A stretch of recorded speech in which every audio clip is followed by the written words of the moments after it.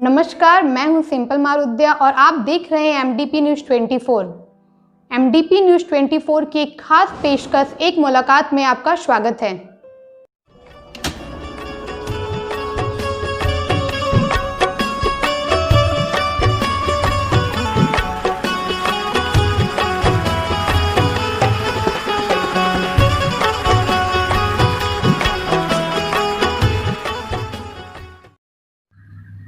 नमस्कार। आज हम आपकी मुलाकात अपने लोकप्रिय कार्यक्रम एक मुलाकात में करवा रहे हैं मिस्टर संजीत कुमार सिंह। संजीत कुमार सिंह ये एक भवन निर्माता है, साथ ही आजकल होटल और रेस्टोरेंट बिजनेस में भी आए हैं और बीकानेर दुकान एक पहचान बन गई है शहर की। तो आइए, बहुत सारी बातें करनी है, कोरोना की बातें करनी है, व्यवसाय की बात करनी है, कोरोना काल में क्या असर पड़ा है व्यवसाय पर, इसकी बात करनी है। तो मिलते हैं संजीत कुमार सिंह जी से। नमस्कार। नमस्कार। संजीत जी, ये कोरोना का जब कहर शुरू हुआ तो बहुत सारे शहरों में लोग बहुत अवेयर नहीं थे कोरोना के बारे में। जो सजगता चाहिए, जो सजग होना चाहिए, उससे वो सजगता मैंने नहीं देखी। लेकिन आपसे मिलने के बाद पहली बार, हालांकि मैं तो मुंबई में था, मुंबई में मुझे मालूम है कि कोरोना कैसे शुरू हुआ। मेरा भतीजा भी चीन से व्यवसाय करता है तो उससे भी पता था। लेकिन देवघर में एक व्यक्ति जो है इतना सजग हुआ और हर चीज़ के लिए इतना एकदम मुस्तैद, ये देखा तो कैसे आपको कैसे लगा कि कोरोना का जो है इतना बड़ा, फिर बाद में फिर तो इतना बड़ा कहर बन के उभरा।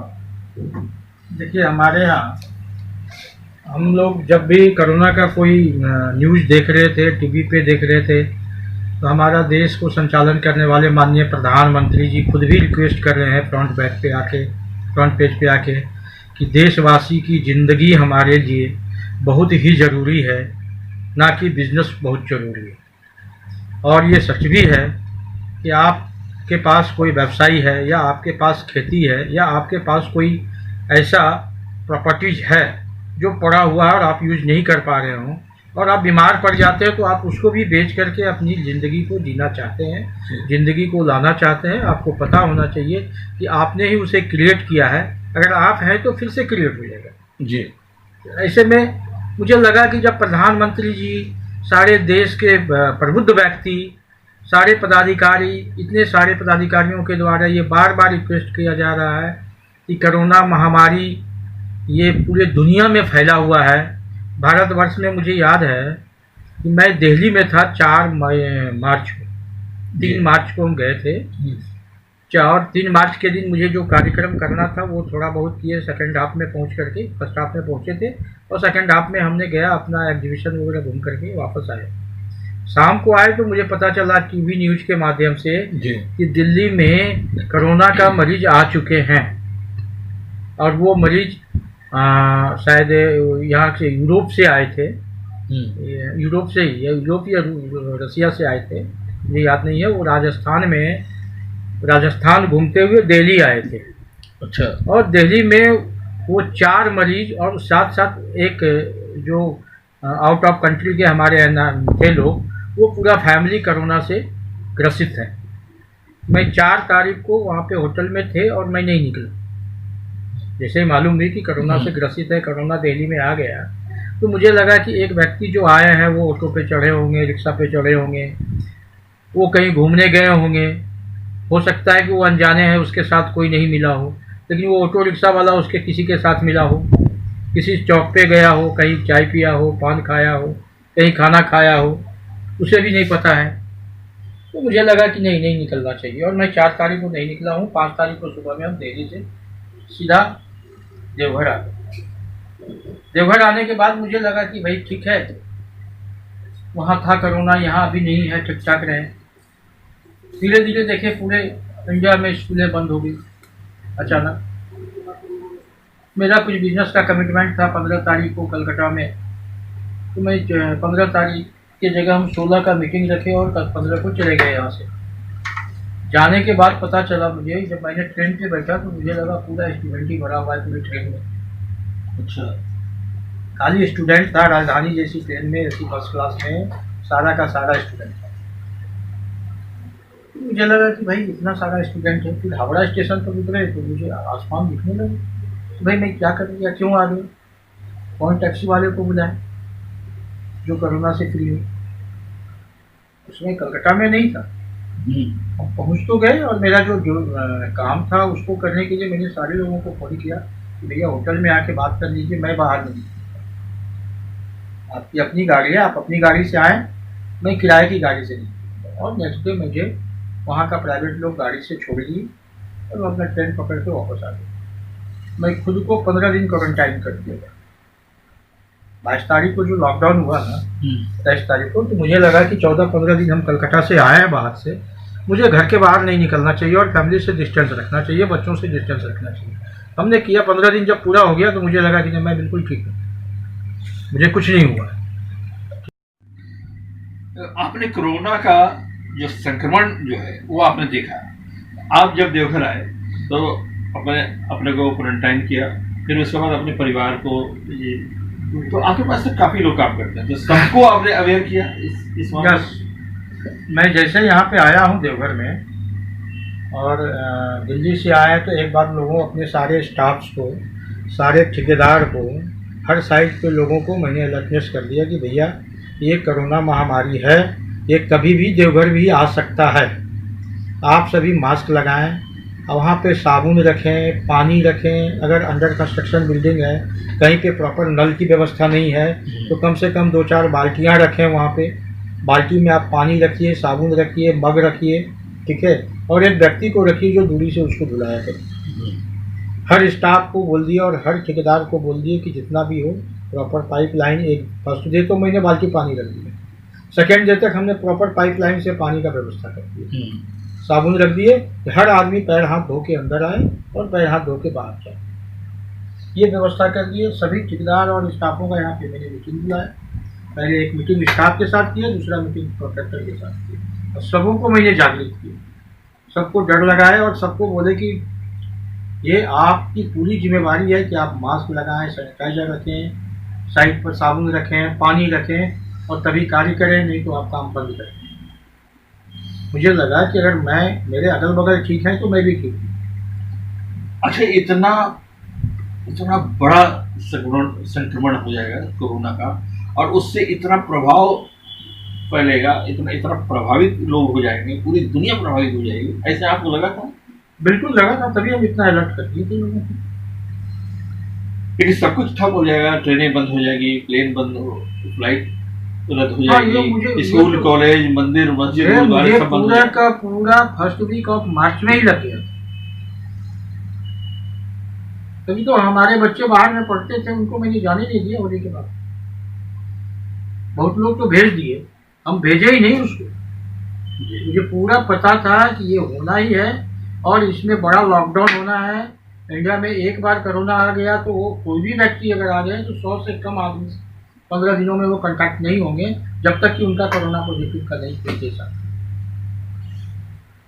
अभी कोरोना जो है, कोरोना का जो जितना फैलाव होना था और अब बल्कि 23 से अभी हमेशा जो है गुणात्मक फैलाव हो रहा है, लेकिन लॉकडाउन के बाद अब अनलॉक का भी सिलसिला शुरू हो गया। बहुत सारी चीज़ें खुल गई हैं, मॉल खुल गए, बहुत जगह रेस्टोरेंट खुल गए हैं, ये सब। क्या आपको लगता है कि इतनी जल्दी सब कुछ खुलना चाहिए? देखिए, ये जो व्यवसायियों को जो सुविधा दी गई है, ठीक है, इसके पीछे बहुत बड़ी कारण है कि हमारा आर्थिक लॉस बहुत था।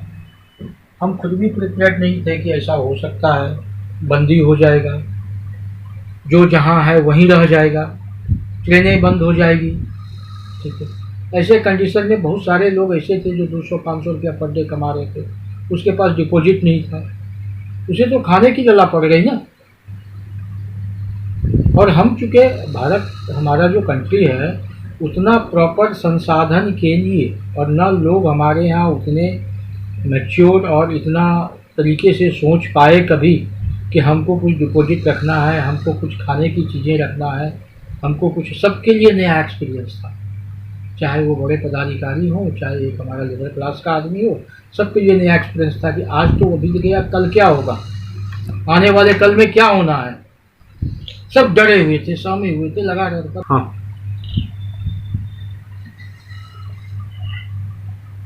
जब आप इतने अवेयर थे, सब कुछ कर रहे थे, तो अब आपके कई तरह के व्यवसाय, सब जगह इतने लोग हैं जो काम करते हैं, तो उनका कैसे आपने ख्याल रखा? उनके लिए आपने बताया कि हमारे लोग जो है ज़्यादा डिपॉजिट नहीं रखते हैं, अपनी कल के बहुत कम लोग सोचते हैं, तो कितने महीने हो गए, उनका किस तरह से था?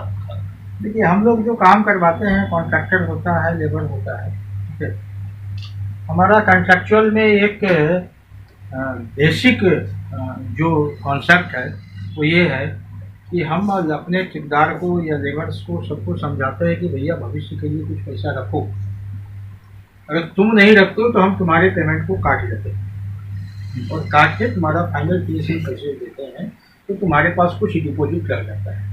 आप 200 रुपया कमाइए, खा जाइएगा, 500 रुपया कमाइए, खा जाएगा।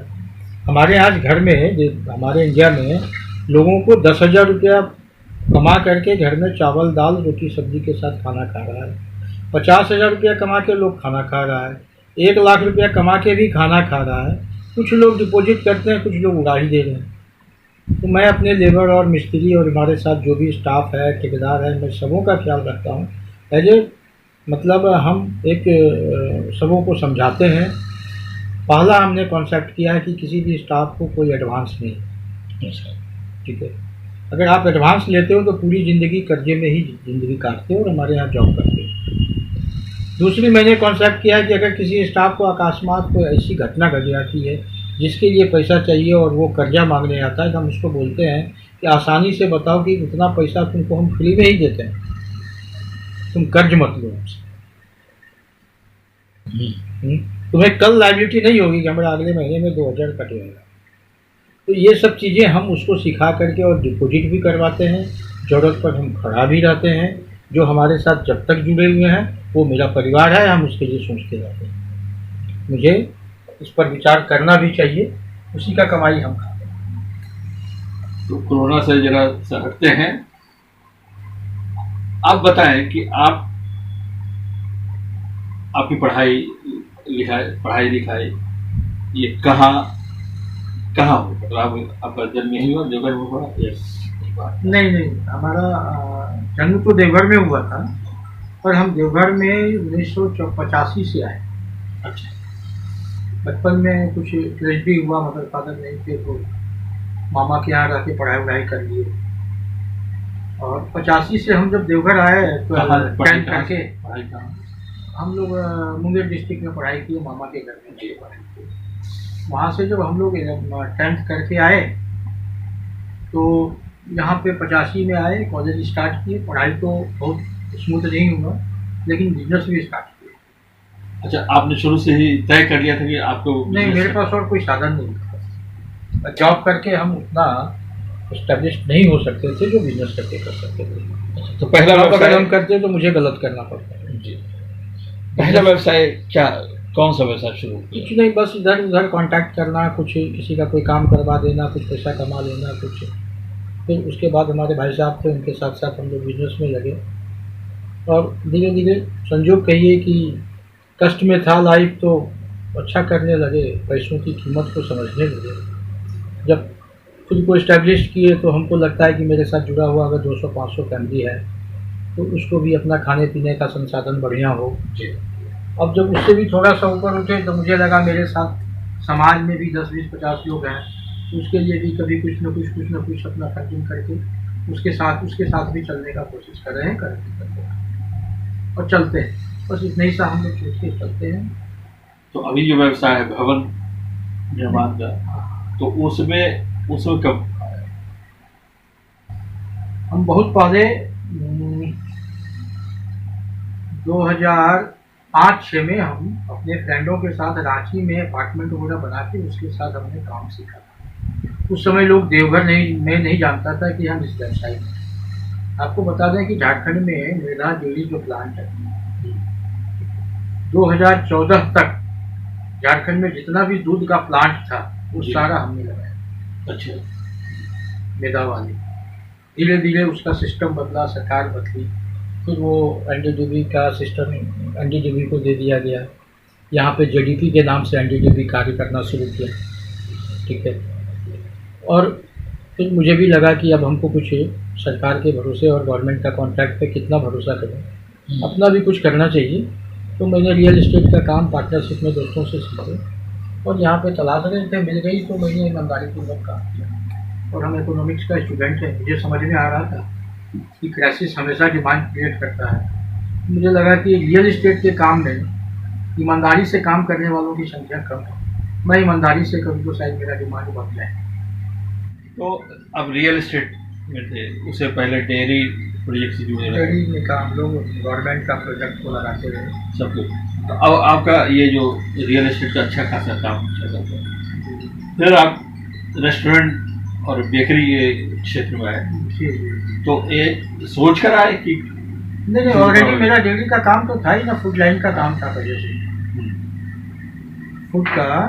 फूड एंड प्रोसेसिंग का प्रोडक्ट वगैरह हम लोग लगाते थे, तो दही, दूध, आइसक्रीम, ये सारी इक्विपमेंट को हम लोग दूध, मिल्क एंड मिल्क प्रोडक्ट पर पूरा एक्सपेरिमेंट किए हुए थे। अच्छा, तो हमने तो उसी का ही खोला। बेकरी तो उसके साथ एक श्रृंगार है। जब हमने बेकरी को देखा, ध्यान दिया, तो मुझे लगा कि ये ब्रेड भी जो है ना, हमने खा के देखा अपना ब्रेड, और हमने रेसिपी को देखा कि ये भाई ये रेसिपी पर अगर हम ब्रेड बनाते हैं और खुद खा रहे हैं तो दूसरे जगह तो ब्रेड से अच्छा लग रहा है। तो फिर मैंने बेकरी पर थोड़ा सा भी फोकस दिया कि भाई अगर हम अच्छा बना रहे हैं तो लोगों को टेस्ट तो आएगा। और अच्छा, आप बहुत क्वालिटी कॉन्शियस है, मैंने देखा जितना। तो देवघर में आपको बेशक बाहर के लोग आकर ट्रेनिंग दें, लेकिन देवघर में वो क्वालिटी को मेंटेन करने में आपको कितनी मशक्कत करनी पड़ती है, कितना अलर्ट रहना पड़ता है? कोई अलर्टनेस नहीं रहता। इससे हम रियल इस्टेट का काम कर रहे हैं और हमारे पास जब ये आता है कि भाई हम बिल्डिंग बना रहे हैं, ठीक है, तो बिल्डिंग बायलॉज जो कहता है उसको मानिए। इंजीनियरिंग कोड जो कहता है कि इस रेसिपी में आप सीमेंट, बालू, गिट्टी, छड़ का इस्तेमाल करिए, उसको करिए। जो हमारा PWD कोड कहता है कि हाँ अगर आप कोई बिल्डिंग बनाते हैं तो जो आपका स्ट्रेंथनिंग है उसे 30% प्लस में बनाइए तो बनाइए, ठीक है।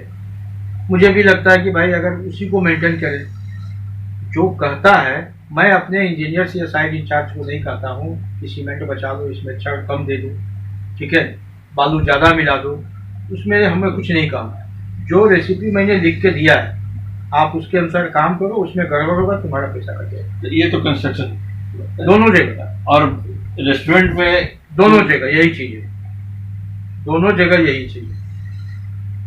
जैसे मेरे पास अगर कोई नया मिस्त्री आ जाता है, रसगुल्ला बनाने वाला, छेना बनाने वाला, और वो कभी उसका टेस्टिंग में साइज छोटा हो गया, तो हम लोग उसको दूसरे कॉन्सेप्ट में कर लेते हैं कि भैया ठीक है 100 में 12 पीस ले लो, ठीक है। एक्सपेरिमेंट में अगर कुछ गड़बड़ होती है तो हम उसको वेस्टेज के बजाय बेचते हैं, लेकिन क्या करते हैं कि उसकी चोरी नहीं करते। जहाँ आपको 10 रुपये में एक रसगुल्ला मिल रहा था, तो मतलब 10 रसगुल्ला 100 रुपये में मिल रहा था, तो 12 रसगुल्ला आपको 100 रुपये में देते हैं, छेना की मिठाई, ठीक है। ये चीज़ हम लोग अपने आप में अडॉप्ट करते हैं। संजय जी, देवघर से निश्चित रूप से आपको बहुत लगाव है यहाँ। तो देवघर जो शुरू में आपने देखा और देवघर में अब जो परिवर्तन हो, तो उसको आप किस रूप में देखते हैं? देवघर में बहुत परिवर्तनीय है, पर क्या है कि ये एक ऐसी जगह पे है, बगल में बिहार की कोई डिस्ट्रिक्ट, झारखंड के कोई डिस्ट्रिक्ट, ये सब मेन लाइन से जुड़ा हुआ है। बाबा की नगरी है, पहले से पर्यटक स्थल है, यहाँ पे घूमने फिरने की बहुत सारी संसाधन है, यहाँ का परिवेश अच्छा है, यहाँ के आदमी अच्छे हैं। आप सावन मेला में देखते होंगे, मुझे तो लगता है इतना सेवक निकलते हैं, जिसको जो चाहिए वही लेके चल जाता है। नहीं वहीं कुछ मिला तो चाय गरम, नींबू चाय, तो गरम पानी, तो ठंडा पानी, ये पानी लेके ही निकल जाता है, जो कि भाई हमको कांवड़िया का सेवा करता है। अभी अभी लॉकडाउन में आपने देखा देवघर एक इतिहास रचा है, देवघर एक इतिहास रचा है, और देवघर में आम नागरिक इतना आगे आकर के गरीबों की सेवा के लिए, गरीबों का भोजन के लिए, कोई भूखे नहीं मरे उसके लिए इतनी तरह की संस्थाएं व्यक्तिगत रूप से, कॉमन रूप से, सभी तरह के रूप से कार्य किया है और इतना सेवा दिया है कि कह नहीं सकते। और ये तो भोलेनाथ की देन है कि देवघर में जो जिला प्रशासन है जी, वो कभी फील नहीं होने दिया देवघर वासियों को। हम लोगों को तो कभी फील नहीं हुआ कि ये जिला प्रशासन नहीं है, मेरा परिवार है जी, ये मेरे साथ में चल रहा है, हमारे साथ विचार विमर्श कर रहे हैं, हमारे साथ बातें कर रहे हैं, हम लोगों से सहयोग मांग रहे हैं, चाहे वो पुलिस हो। पुलिस का रूप ही अलग था, सोचने में, स्मरण में पुलिस का रूप ही अलग था। जब देवघर में लॉकडाउन हुआ तो पुलिस का रूप ही अलग निकल के आया, जिला प्रशासन का रूप ही अलग टाइप से आया। पता ही नहीं चला कि जिला प्रशासन हमसे किसी गैप में है। ये जो हमारे उपायुक्त महोदया हैं देवघर डीसी, इन्होंने पूरे लॉकडाउन के कार्यकाल में या जब भी यहाँ देवघर आए हैं तो मुझे लगता है कि इनकी सबसे बड़ी योगदान है कि आम नागरिक और उपायुक्त के बीच में या जिला प्रशासन के बीच में जो गैप था, जो लोग समझता था कि ये पदाधिकारी है, यह पदाधिकारी जो सोचते थे कि ये आम नागरिक है, ये विश्वास के लायक नहीं है, इसको बिल्कुल ही खत्म कर दिया।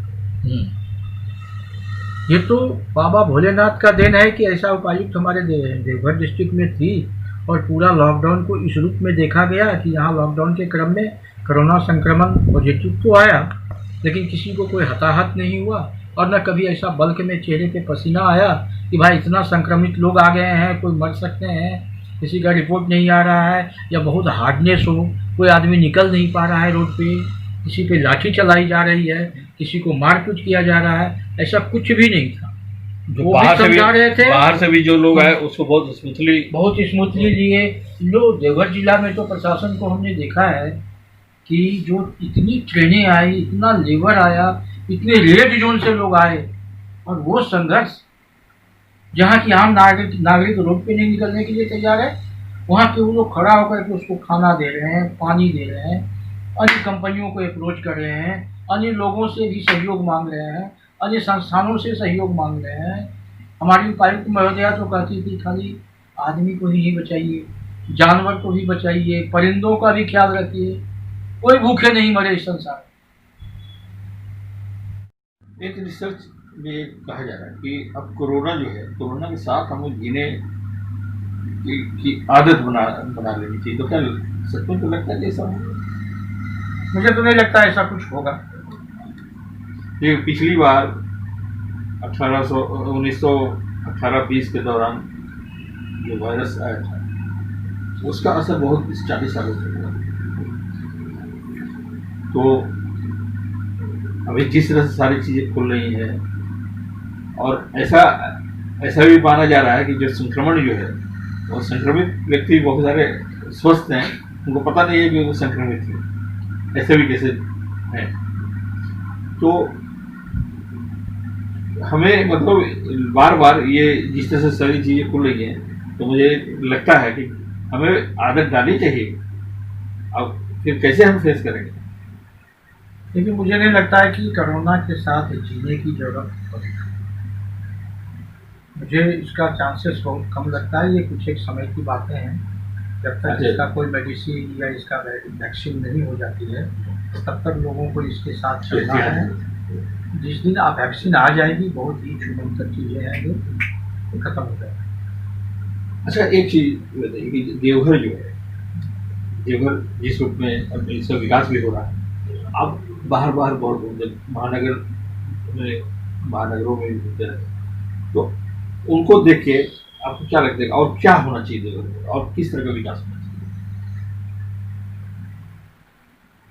देखिए, देवघर में मुझे समझ से लगता है कि विकास जो है ना, जितनी विकासें हो चुकी है उस हिसाब से जनरेशन यहाँ पे पॉपुलेशन कम है। जितना पॉपुलेशन है उनके लिए अलग विकास है, जितने यहाँ पे लोग हैं उसके हिसाब से ये यहाँ का डेवलपमेंट है ना। अगर यहाँ की पॉपुलेशन बढ़ती है और यहाँ पे जो विकास में सबसे बड़ी बाधा है वो चीज़ें हैं लैंड। मैं रियल एस्टेट का बिजनेस करता हूँ, इसके लिए नहीं है। यहाँ पे रजिस्ट्रेशन युक्त लैंड की क्वांटिटी बहुत ही कम है। तो जितना यहाँ पे पॉपुलेशन आना चाहिए, कुछ आर्थिक कारण से लोग नहीं आ पा रहे। किराए पे लोग कितना दिन रहेगा, सब चाहता है एक छोटा सा घर हो, एक फ्लैट और लैंड की कमी के कारण साफ सुथरी दिमाग में मानसिक रूप से ये है कि ये मेरा अपना है, इस पर कभी किसी का कोई दावेदारी नहीं हो सकता है। ऐसे मकानों की संख्या कम है। मतलब ये जो हमारी जो नीति है, सरकारी नीति है लैंड के लिए, लैंड उसमें परिवर्तन होना चाहिए, बिल्कुल होना चाहिए। उसमें देवघर जैसे नगरी में जो जितना डेवलपमेंट हुआ है, इतना ज़्यादा व्यवसाय अच्छा चलता है, इतना ज़्यादा पर्यटक आते हैं, इतने सारे लोग आते हैं, भोले का बाबा भोले का मंदिर हो, या यहाँ घूमने का स्थान हो, या रिखिया धाम हो, या सत्संग आश्रम हो, या बाला में ब्रह्मचारी का आश्रम हो, जो भी यहाँ पे गुरु भक्त लोग यहाँ पे बैठे हैं, जिसको हम लोग मानते हैं, हमारा समाज मानता है, वहाँ से लोग यहाँ पे आते हैं पर्यटक के घूमने के लिए, या यहाँ पे कोई शिक्षा लेने के लिए, यहाँ पे ज्ञान प्राप्त करने के लिए, या यहाँ पे शांति के लिए। उस हिसाब से जो डेवलपमेंट शहर के अंदर में पॉपुलेशन का होना चाहिए, अगर पॉपुलेशन का डेवलपमेंट हो तो देवघर को और डेवलप करने की जरूरत है। यहाँ पे पॉपुलेशन का डेवलपमेंट सबसे बड़ी बाधा है, और अभी जितना डेवलपमेंट है वो काफ़ी है। सिर्फ अगर कुछ कम था, वो एम्स वगैरह आ ही गया है, एयरपोर्ट आ ही गया है। आपने इतने सारे व्यवसाय किए, आपके लिए कोई और कोई ड्रीम, कोई प्रोजेक्ट है, कोई ड्रीम, कोई बिजनेस जिसको आप करना चाहते हैं? अभी तक तो नहीं किया। देखिए, मुझे लगता है कि FMCG का कोई इंडस्ट्री वगैरह बढ़िया हो, जैसे ब्रेड मेरा जो ब्रेकरी है, ठीक है, वैसे प्रोडक्टों का यहाँ पे डेवलपमेंट होना चाहिए। जो जिस तरह से दुनिया आगे भाग रही है, उस तरीके का प्रोडक्ट यहाँ पे देवघर में मार्केट में अवेलेबल हो, लोग चलते फिरते काम करके भी अपनी ज़िंदगी को बढ़िया से यापन कर सकें। तो हमारे यहाँ बहुत सारे आइटम्स आते हैं, खाने की चीज़ें आते हैं, जो पैक होकर के आते हैं, और आते कहाँ से है, वो बाहर से आते हैं। जो उसका ट्रांसपोर्टेशन का टाइम है, या अपने ज़िले में उसको पूरा करने के बाद, या अपने स्टेट में उसको पूरा करने के बाद जो बचता है, उसके बाद वो यहाँ के लिए सोचता है कि फिर यहाँ पे हम लोग मार्केट में देखें। इतना जो पुराना समय होता है, उसका फ्रेशनेस बना के देवघर में भी फूड प्रोडक्शन की एक बड़ा चांस है, बड़ा डेवलपमेंट एरिया है, एक बहुत बड़ी जगह पे है। यहाँ पे इंटरनेशनल एयरपोर्ट है, यहाँ पे रेलवे की लाइन है, मेन लाइन से जुड़ा हुआ है, दिल्ली, बम्बई, कलकत्ता सभी जगह से जुड़ता है यहाँ की लाइनें। मुझे लगता है कि वो डेवलपमेंट, फूड प्रोसेसिंग का डेवलपमेंट देवघर जिला में बढ़िया होना चाहिए, और उसे करने की ज़रूरत है। हम जैसे व्यवसायियों को आगे बढ़ के इस पर सोचना चाहिए। हमारा यहाँ फ्रेश प्रोडक्ट हो, हम यहाँ लोकल स्तर पे फ्रेश चीज़ें दे सकें लोगों को, और वो यहाँ से भी जाने वाले सभी पैसेंजरों को और लोगों को इसका फ्रेशनेस की अनुभव प्राप्त हो सके। इसीलिए मुझे लगता है कि मैं फूड प्रोसेसिंग की ओर कुछ न कुछ सोच रहा हूँ। अगर भगवान ने 4 साल दिया तो हो सकता है। आखिरी, आप अपने स्तर पे सोशल वर्क करते रहते हैं, तो उस सोशल वर्क का कोई बड़ा रूप भी लेके आएंगे? अभी तो अपने जो आपके अंदर काम करते हैं, जो लोग एम्प्लॉयज हैं, उनके बारे में सोचा, इसका कोई बड़ा रूप लेकर भी कोई आए? अगर मेरे पास उतनी आर्थिक क्षमता हुई जो आज है, मैं उसके अनुसार अपने हिसाब से कर रहा हूँ, और सबों के लिए करता हूँ, सबके साथ चलता हूँ, सबके साथ चलना पसंद करता हूँ, किसी एक के साथ। अगर मेरी आर्थिक क्षमता और बढ़ी और हम बड़ा कुछ कर सकते हैं तो श्योर करें, इसमें कोई शक नहीं है। अगर मेरी अपनी कैपेसिटी बढ़ी, हम कुछ लायक हो गए, तो सोशल वर्क हम श्योर करें। युवा उद्यमियों के लिए कोई संदेश देना चाहें? युवा उद्यमों को मैं बताना चाहूँगा कि कभी भी कोई बिजनेस का सिलेक्शन करें, उसमें सबसे बड़ी, अगर आप उद्योग लगाना चाहते हैं या कुटीर उद्योग लगाना चाहते हैं, खुद का मैन्युफैक्चरिंग को बाजार और मार्केट में छोटी छोटी कुटीर उद्योग से छोटे छोटे कार्य करके अपना कुछ प्रोडक्ट बना करके बाज़ार में देने की कोशिश करें, वो आपका ज़्यादा सक्सेस होगा। अगर आप किसी कंपनी का ब्रांड का या ट्रेडिंग का लेकर के उसका फ्रेंचाइजी करते हैं, उससे माल लेते हैं और उसको बाज़ार में बेचते हैं, तो मुझे लगता है कि आपके मेहनताना का 80% पार्ट जो है सो कोई कंपनी ले जाती है। अच्छा, आपके शौक क्या है? शौक, हॉबी? मेरा हॉबी है कि मेरे साथ रहने वाले हर व्यक्ति खुश रहें, हंसते रहें, मिलते रहें और खुशहाल रहें, किसी को भगवान दुख न दे। ये मेरी हॉबी है और मेरा कोई इसके अलावा कोई शौक नहीं है। गाड़ियों का शौक है, घर का शौक है, कपड़े का शौक है, वो तो मैं पानी का हूँ। म्यूजिक का शौक है, गाना सुनना भी मेरा एक शौक है, नई चीज़ों को तलाशना भी मेरा शौक है, कहाँ क्या होता है। आज हम आपकी मुलाकात करवा रहे थे श्री संगीत कुमार सिंह, जो भवन निर्माता और रेस्टोरेंट बिजनेस से हैं। फिर इसी तरह अगली मुलाकात एक अलग शख्सियत के साथ करेंगे। तब तक के लिए हमें विदा दें। धन्यवाद।